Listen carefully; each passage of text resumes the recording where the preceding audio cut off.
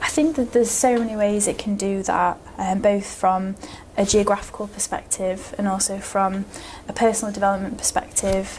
Geographically, one of the unique aspects of geography is that we have fieldwork as part of our discipline, that we can stand at the front of a classroom and talk about processes, theories and concepts, but then actually take pupils to that particular place and allow them to see it in real life right in front of them.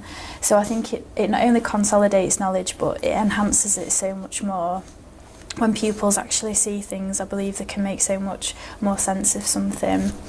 But also from a personal perspective, trips are something that I've always been on as a youngster, and I can remember going on my first trip as a Year 7 pupil. It was the first time I'd been away from home, and I learned so much in terms of independence, forging new friendships, being outside of your comfort zone, and I think that's something that it's quite often overlooked when geography trips are concerned, but there is such an importance on that personal development, and also geographical skills, you know, actually asking young people to collect data, to think about data analysis, methodologies, risk assessment. So it's such a holistic enrichment experience that isn't just about the geography knowledge, but about their own personal development and the transferable skills that they're able to use in so many other subjects across the curriculum.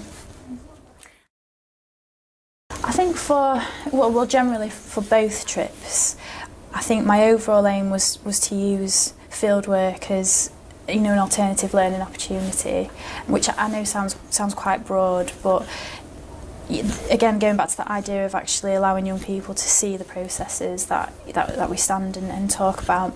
Now with Naples, the trip was fantastic for us because it lends itself to 3 of the 4 key areas of the GCSE, so coasts, tourism and tectonics. So for me, I really wanted to home in on that particular part of the exam specification. Iceland was slightly different because we took our A-level geographers, and for me an aim was to expose the geographers to the idea of synopticity and getting them to realise that actually so much that we learn and so much that we study is so interlinked and interrelated, and actually getting them to realise that both for the purposes of the exam but also for future study and actual, you know, future application in jobs as well. So getting them to realise that we can't look at things with tunnel vision, that we have to open our eyes and see how things are linked, interrelated, how one thing can impact on another, because I think that's something that's so important, not just in geography but across so many disciplines and across so many different areas of their lives that they'll soon have to think about and contend with. Iceland was just incredible from start to finish. I know the pupils, as did I, loved Straka, the Geyser Park. When we visited Siljaland Foss and walked around the back of the waterfall, we had the double rainbow, which was spectacular. But for me personally, we were stood on top of Deepen, which is an extinct volcano, and we were stood looking out on the most beautiful landscape, and it was actually International Earth Day as well, which made it all the more special. And we could see so many geographical processes, from glacial to tectonic to fluvial to meteorological. And one of the Year 13s turned to me and said, "Miss, it makes so much sense when you can see it in real life, doesn't it?" And that for me was the sort of hallelujah moment, that you just realise how important and invaluable fieldwork is to young people. So that was more of a personal highlight from Iceland. There's three big reasons why for me. First of all, I think it really raises the profile of geography within a school. I know in the last 2 years that I've ran Italy again this year, and Iceland. There's such an association now with geography as being a department that offers such a width and breadth of extracurricular opportunities, and that's again quite a really powerful and important thing for young people, that they see geography and they think, oh, there's the really good trip to Italy and there's that trip to Iceland in Year 13.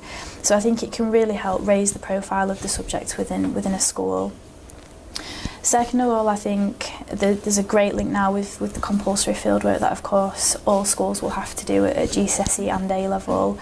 The government, amongst all the curricular changes, have decided that fieldwork is compulsory at GCSE and A-level. So I think offering extracurricular trips again helps with the planning, the preparation process, and it offers alternative opportunities to get young people out into the field. And third of all, in terms of the pupils themselves, I've spoken before about giving the young people the opportunity to go to a place that they'll probably never get the chance to go again. That's something that you can see that they're really grateful for, that they really appreciate. But the way that there's so many what I call light bulb moments on a trip where they actually finally understand how the roof of an arch will collapse into the sea, or how tourism has had a particular impact in a place, and you can see it in their eyes actually that they finally understand and can make sense of something, and it really does enhance their geographical knowledge. And because it's something they've seen, it's not something they'll forget. So when you get back into the classroom, they actually are able to recall the material, but actually explain it in a way that only somebody who's been there could. There was an example just yesterday, actually, last minute revision with some of my year 11s, and we were talking about the biological weathering of the roof of an arch, and one of them said, "Oh, Miss, it was like the tree roots that we saw in Capri on the natural arch," and that's exactly what it was. And they were able to explain to me how the roots exploit the cracks and gaps in the rock, and it leads to the roof of the arch collapsing. And because they'd seen been there and seen it firsthand, it made so much more sense to them. And I think that's so important, not just for the purposes of exams, but their own holistic understanding of geography and of the subject.